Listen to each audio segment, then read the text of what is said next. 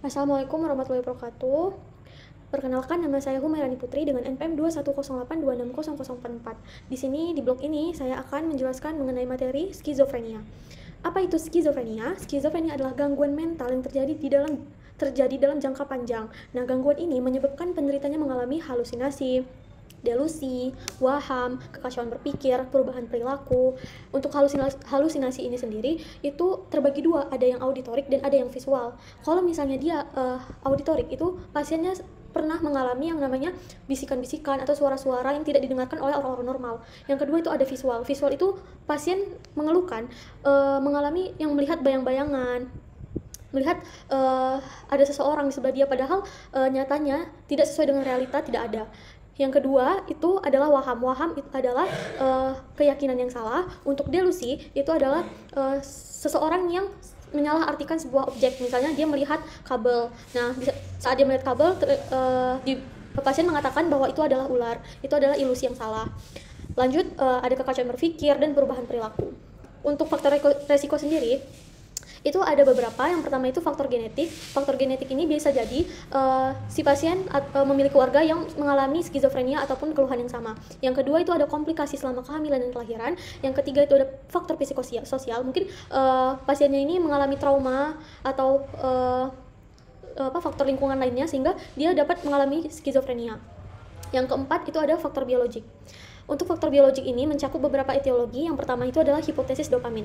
Nah, pertama ada hipotesis dopamin, yang kedua hipotesis epinefrin, yang ketiga hipotesis gamma aminobutyric acid, yang keempat itu adalah hipotesis serotonin.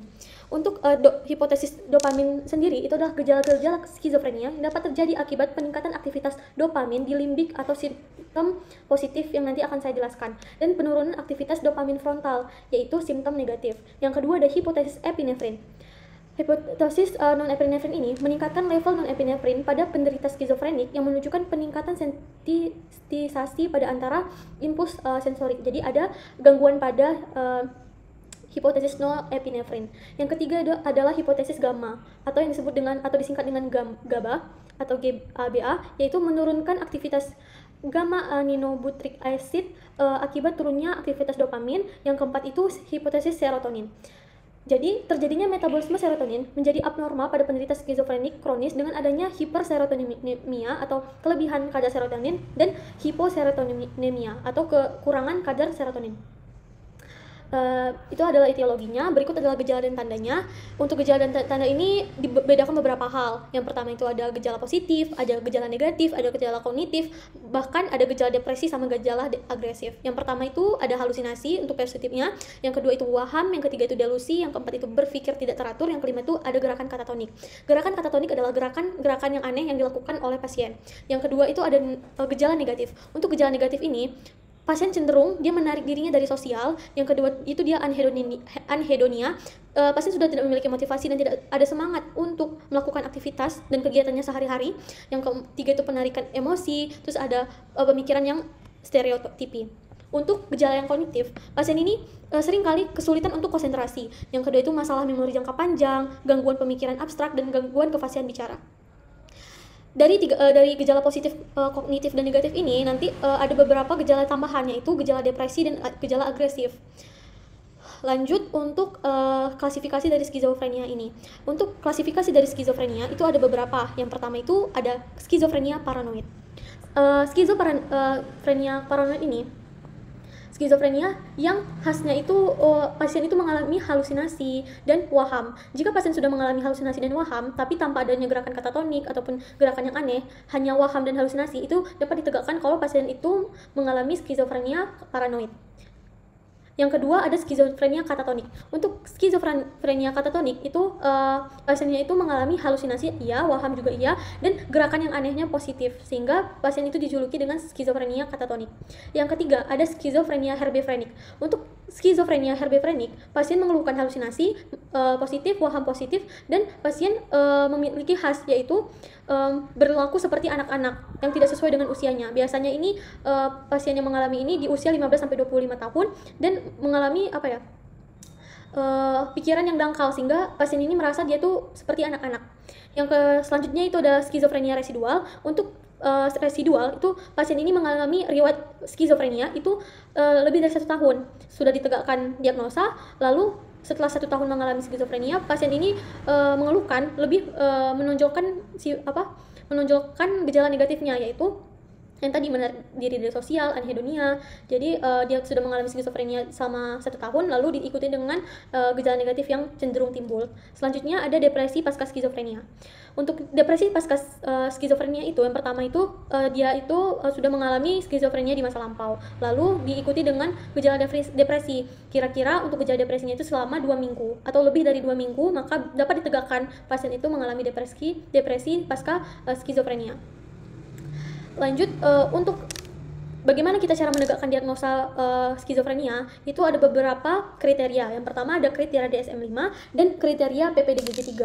Untuk DSM-5, minimal 2 dari 5 gejala berikut dengan setidaknya 1 gejala dari poin 1, poin 2, dan atau poin 3.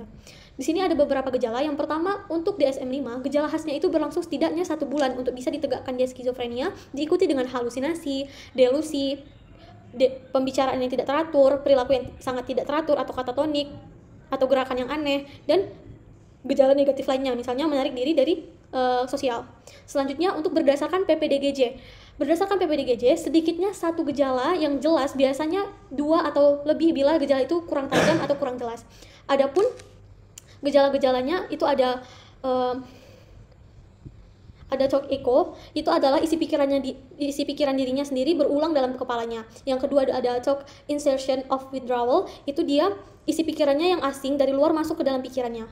Ada talk broadcasting, itu isi pikirannya tersiar keluar sehingga orang lain dapat melihat pikiran dirinya. Lanjut, diikuti oleh delusi. Untuk delusi ada beberapa, ada delusion of control, itu waham tentang dirinya dikendalikan oleh sesuatu yang ada kekuatan tertentu dari luar. Yang kedua ada delusion of influence, itu adalah waham dirinya dipengaruhi oleh suatu kekuatan tertentu dari luar. Ada delusion of passivity, yaitu waham dirinya tidak berdaya dan pasrah terhadap suatu kekuatan dari luar. Lanjut, ada delusional precision, yaitu pasien ini lebih percaya pada hal-hal yang mistik, hal-hal yang mukjizat ataupun horor. Itu berada di delusional perception. Oke, untuk cara menegakkan diagnosa bisa dilakukan anamnesis, pemeriksaan fisik psikiatri, sehingga kalau sudah sesuai dengan kriteria dapat ditegakkan gejala skizofrenia pada pasien. Lalu diberikanlah tata laksana. Untuk tata laksana awal, yang farmako itu ada 2. Yang pertama itu haloperidol. Kita berikan antipsikotik. Yang pertama itu haloperidol 1,5 mg 3 kali 1.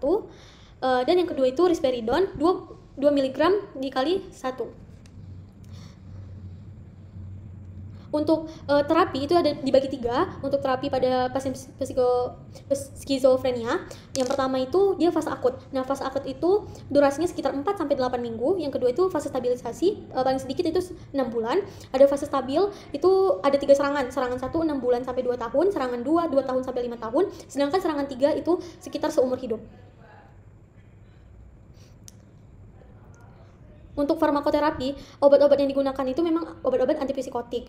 Nah, untuk jenis obatnya itu menggunakan antagonis postsinaps dopamin reseptor di otak. Sehingga antipsikotik itu kan terbagi 2 kelompok. Yang pertama ada antipsikotik konvensional, sering disebut dengan antipsikotik generasi pertama atau dopamin reseptor antagonis. Dan antipsikotik baru disebut dengan antipsikotik generasi kedua yang dapat menghambat serotonin dopamin antagonis. Untuk prognosisnya sendiri, onset awal dan mendadak itu dapat cenderung memiliki prognosis yang lebih baik dibandingkan dengan onset yang lambat dan bertahap. Yang kedua, onset pada usia muda atau remaja itu sering dikaitkan dengan prognosis yang lebih buruk. Mungkin itu saja yang dapat saya sampaikan mengenai materi saya tentang skizofrenia. Ini ada beberapa referensi yang saya ambil dan saya kutip untuk membuat materi ini.